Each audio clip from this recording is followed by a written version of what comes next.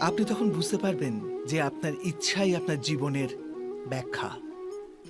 কিছু পাওয়ার সাফল্য, কিছু না পাওয়ার নিষ্ফলতাই আপনার পরিচয়। অধিকতর ব্যক্তি এইভাবে জীবিত, নিজের ভেতর থেকে শেষ হয়ে যেতে থাকে, তবু নিজের ইচ্ছেগুলোকে মারতে পারে না। ইচ্ছা তাকে এমনভাবে ছোটাতে থাকে যেমন মৃগের নেশায় শিকারী। কিন্তু আবার এই ইচ্ছাগুলির গর্ভ থেকেই জ্ঞানের প্রকাশও ঘটে। কি করে?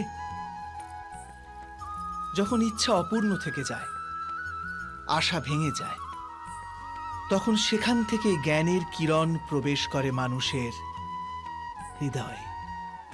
না,